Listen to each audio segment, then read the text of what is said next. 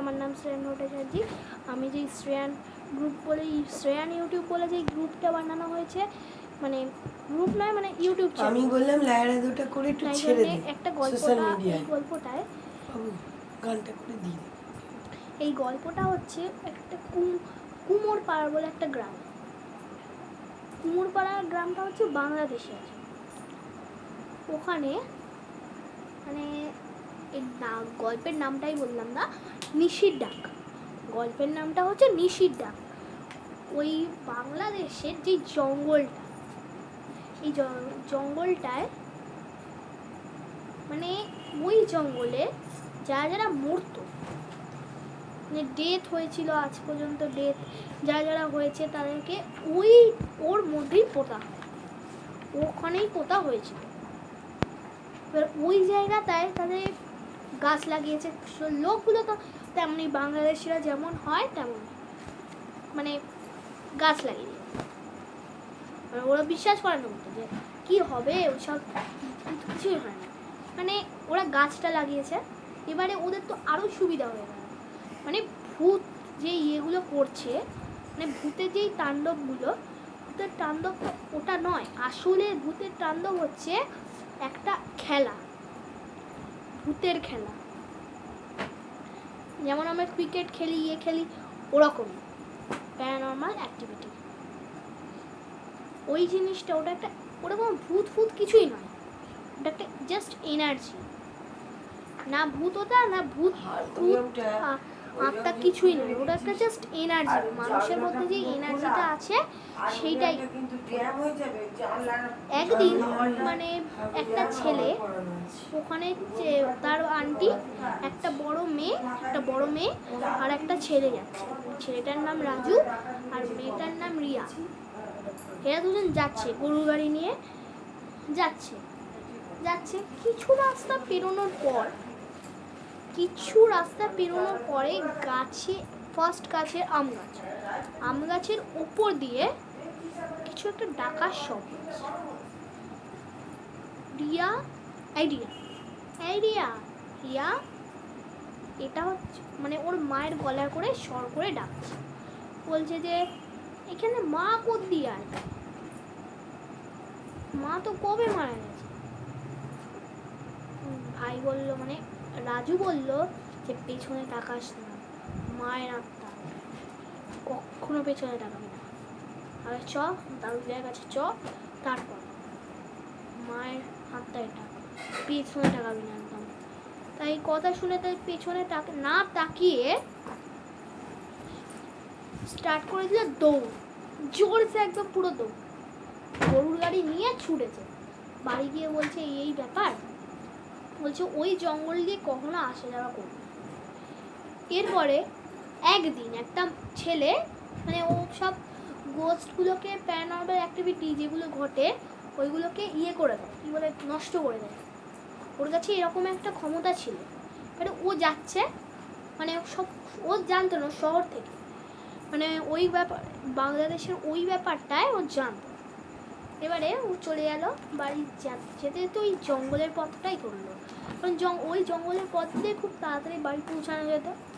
খুব তাড়াতাড়ি বাড়ি পৌঁছাতে যাওয়ার কারণে ওই জন্যে সে ওই রাস্তাটাই ধরে, মানে জাস্ট ধরেছে ওই রাস্তাটা।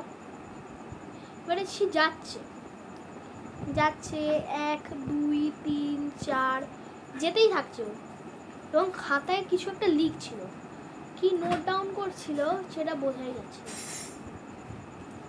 কিছুই বোঝা যাচ্ছে না। 1 2 3 4 5 কি করছে। তারপরে বুঝলাম যে ও কি করছে, গুনছে, যেই স্টেপে ওর নিশি ডাকবে, যে তুই আয়, ওকে ডাকবে, সেইটাই তখন সে নোটটা করবে। ওই জায়গায় স্টেপ 3, যখন যদি আপনাকে স্টেপ 3-তে ডাকে, তাহলে ও স্টেপ 3-তে একটা পয়েন্ট দিয়ে দেবে, যে পয়েন্টটা হচ্ছে নিশির ডাকে, মানে ওকে ডেকেছিল। নেক্সট হলো, এবারে ওকে ডাকছে যে কিরে, মানে ওর দিদার গলা করে, কিরে আয় এদিকে, কিরে আয় এদিকে। আমি ভুল করে এখানে হারিয়ে গেছি, তুই আমাকে নিয়ে চল। বলছে দিদা এখানে হারাবে, এবার দিদা তো এতক্ষণে শুয়ে পড়েছে। ও এবারে স্টেপ 3-তে পয়েন্ট দিল এবং ও সাহস করে বলছে যে তুমি কে, তুমি কে, মানে তুমি কে, তুমি তো মানুষ নও আসলে, তুমি আমাকে চুপচাপ বলে দাও তুমি কে। আমার দিদা তো এতক্ষণে ঘুমিয়ে পড়েছে, আর আমার দিদা আমাকে কখনোই তুই বলে না, আমাকে তুমি বলে। তুমি কেউ নও, তুমি নও কেউ, বেরিয়ে যাও এখান থেকে, চলে যাও। আর যদি তুমি না যাও, তোমার ওপর আমি এমন কিছু করব যে তুমি পুরোপুরি মরে যাবে, তোমার আগুন, তোমার যেই দেহটা ওটাও পুড়ে যাবে। কিন্তু থামেনি, কিন্তু 3বার ডাকবে, তারপর বলছে এভাবে তুমি মানবে না, দেখো এবারে। দিয়ে ও কি একটা করলো, মানে পকেট থেকে একটা বার করে ঝালের কি ওটা ওর দিকে ছুঁড়ে মারলো, মানে পেছন থেকে আওয়াজ আসা বন্ধ হয়ে গেল, সমস্ত শান্ত। দিয়ে দেখছে ওই আম গাছের যে এরকম একটা কবর ছিল, এরকম একটা কবর, ওই কবরে একটুখানি ধোঁয়া বেরোচ্ছে। এখান থেকে যেই ধোঁয়াটা, মানে যেই ধোঁয়া ওঠে, একটা গন্ধ, মানুষ পচে যাওয়ার যেই গন্ধটা, ধোঁয়ার সঙ্গে মানুষ পচার গন্ধটাও বেরোচ্ছে। ও এবারে গ্রামের লোককে, পুরো গ্রামের লোককে, ওখানে যারা যারা থাকতো, ওখানে নিষিদ্ধাকে কারা কেউ সাড়া দিত না, মানে যেই ডাকুক, তোদের বাড়ির লোক ডাকুক, যাই ডাকুক, কোনো সাড়া নয়, মানে 1 মিনিট। এই হচ্ছে নিয়ম। তারপর সবাইকে ডেকে বলছে তোমরা কেউ একটুখানি এনে দাও, আমাকে হলুদ এনে দাও। হলুদ দিল, তারপর লঙ্কা গুঁড়ো সমস্ত দিয়ে, কেরোসিন তেল দিয়ে আগুন জ্বালিয়ে দিল, দিয়ে সমস্ত গাছ পুড়িয়ে দিল। ও বলছে যে তোমাদের সাহসটা কি করে হলো? ও তো প্যারানর্মাল অ্যাক্টিভিটিকে করে ডিসপ্লেস করে দেয়। ও বলছে তোমাদের সাহসটা কি করে হলো? তোমরা এই গাছের থেকে ফল টল খেয়েছো, তোমাদের সাহসটা কি হলো? তোমরা গাছ লাগিয়েছো এদিকে, ওদের তো আরোই সুবিধা, ওদের ওই আমটা তো যারা যারা খেয়েছে তাদের কি আজ পর্যন্ত কিছু বমি টমি হয়েছে? বলে আপনি, হ্যাঁ আমাদের হয়েছে। কি আছে ওর ভেতরে?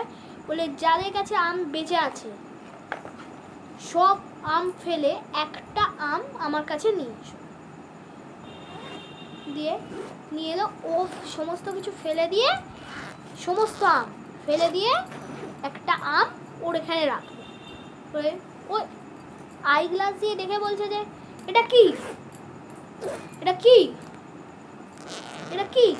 হ্যাঁ, এটা তো ওর রক্ত দিয়ে তৈরি। বলছে সে কি?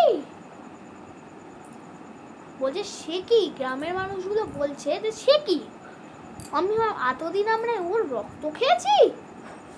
বলছে হ্যাঁ, এত মিষ্টি, কারণ ও ভূতটা, মানে সমস্ত ভূত যারা যারা মারা গেছে নিজেদের রক্ত দিয়েই খাবারটা তৈরি করেছে। সমস্ত আমি যখন আম ধরেছিল তাহলে আমার সন্দেহ হয়েছিল যে কিছু তো একটা আছেই। যদি আম হয়, মানে শুনুন, যদি কোনো কবরে আম হয়, তার মানে কবরে আম কিছু গাছ পুঁতলে সেটা যদি বড় হয়, তার মানে বোঝা যাবে ওই গাছে ভূত আছে। ওরা ওর রক্তটা দিয়ে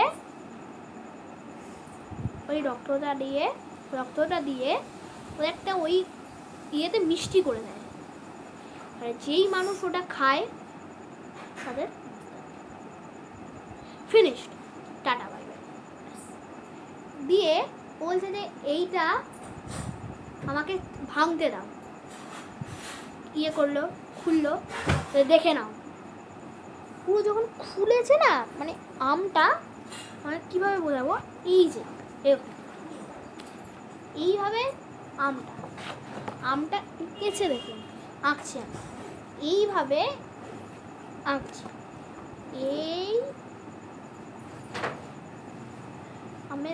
আম তো এরকম, আমটার এই জায়গাগুলোকে এরকম আছে, মানে খোলা আম যখন কাটে আমে তো এরকম থাকে না, আমে এরকম আছে, এই এই এই এই কিছু ছোপ আছে, দেখুন এরকম ছোপ আছে, এরকম এইভাবে ছোপ এরকম।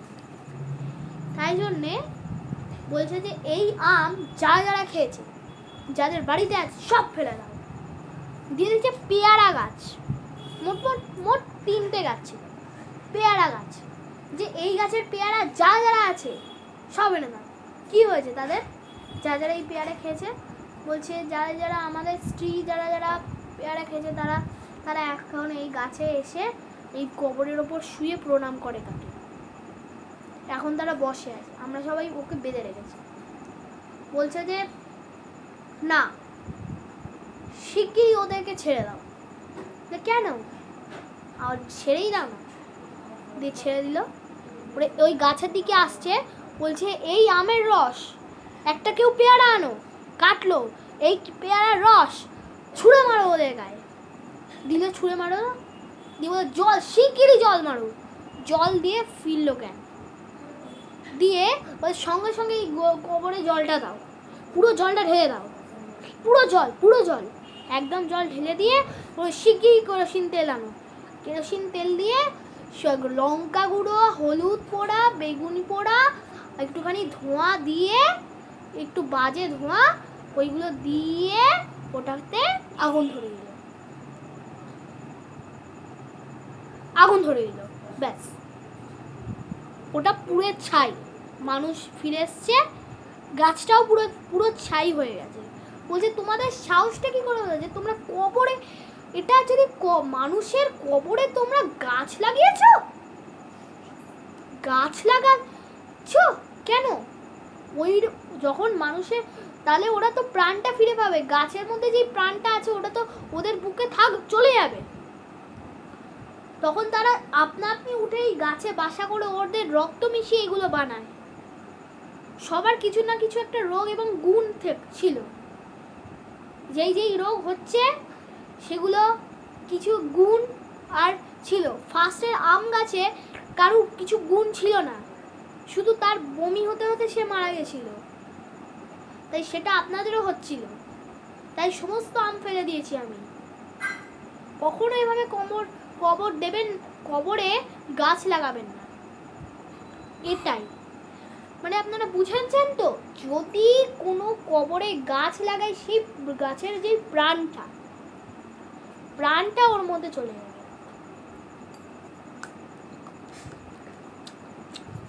কারেক্ট, ওই প্রাণটা ওর মধ্যে চলে যাবে, তখন আর কিছু করার থাকে না। তখন সে জীবন্ত হয়ে ওই গাছে নিজের পাওয়ার দিয়ে, রক্ত দিয়ে একটা বানাবে, সেই ফলে বানিয়ে সবাইকে দেবে। আর নিশিরটাকে ওই ডাকতো, তাদেরকে ডেকে তার এই বুকে যে প্রাণটা, সেটা নিজের বুকে নিয়ে ওই গাছে দিত।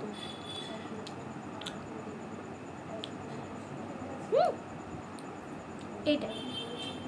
তাহলে আমার চ্যানেলটাকে প্লিজ রিকোয়েস্ট করছি, লাইক সাবস্ক্রাইব করবেন প্লিজ।